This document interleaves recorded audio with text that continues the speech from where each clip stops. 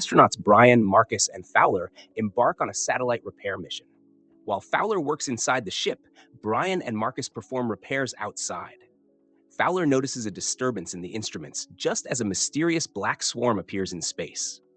The swarm slams into the satellite and the ship, sending Marcus spinning untethered into space. Brian, still tethered, reaches for Marcus, but they lose grip and Marcus drifts away, lost in the debris.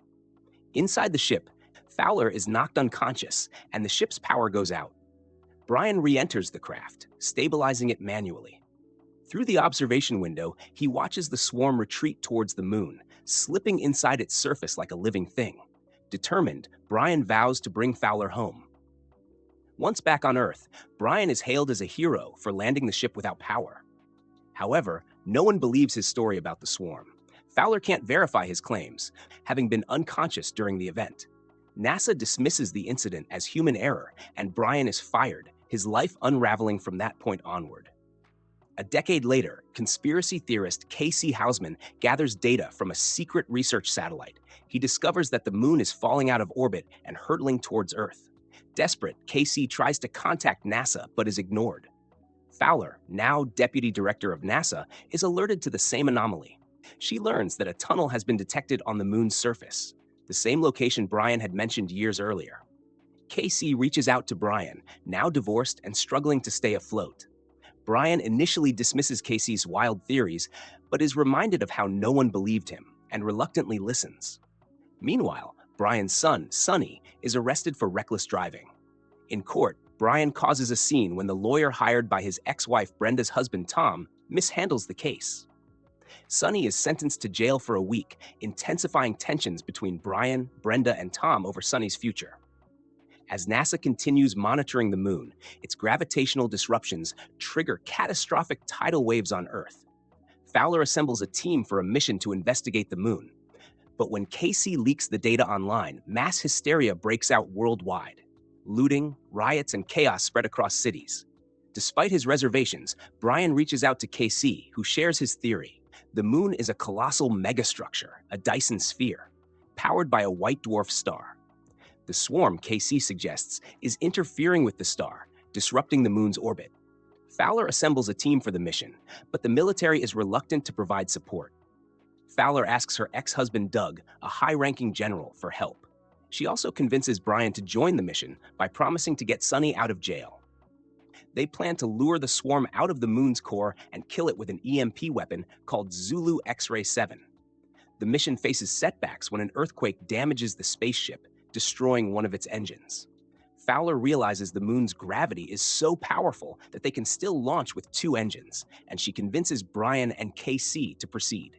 As they prepare to leave, Fowler sends Sonny, Jimmy, Doug's son, and their nanny to a Colorado bunker for safety. Brian gives Sonny a gun for protection. When the mission launches, they barely escape rising water pulled skyward by the moon's gravity. Meanwhile, Sonny's group is robbed, but Sonny leads them to Tom's safe house. Another group of robbers attacks, but this time Sonny uses the gun to defend them, forcing their enemies to flee. Back in space, Brian, Fowler, and K.C. reach the moon. They send a probe to lure the swarm, but the swarm detects the remote controlling the EMP and attacks. Brian destroys the remote, but the swarm keeps coming. K.C.'s phone is the source. Brian smashes the phone, and the swarm retreats. The team ventures into the moon's tunnel and discovers that it is indeed a megastructure. At its center is a white dwarf star, but the swarm is blocking its power. Suddenly, an unknown force takes control of their ship and brings them safely deeper into the structure. Knocked unconscious by the crash, they wake to find Brian missing. K.C. and Fowler deduce that the swarm and the megastructure's core are at odds, locked in a conflict for control. Brian awakens in a surreal virtual reality where he encounters a young version of Sonny. The boy explains that he is a program accessing Brian's mind. It reveals the history of humanity. Eons ago, humans thrived on another planet in the Milky Way, achieving utopia through advanced technology and artificial intelligence.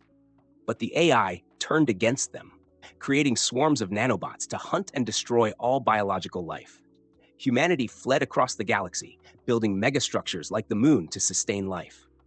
Earth was seeded with DNA from these ancient humans, giving rise to life as we know it. The program explains that the moon's core must be reactivated to restore its orbit, but the swarm must first be lured away.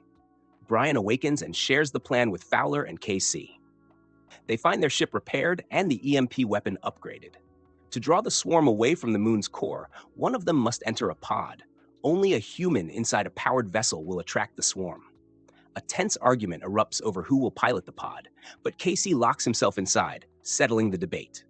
The pod is ejected, and the swarm engulfs it. Casey fires the EMP weapon, sacrificing himself to destroy the swarm.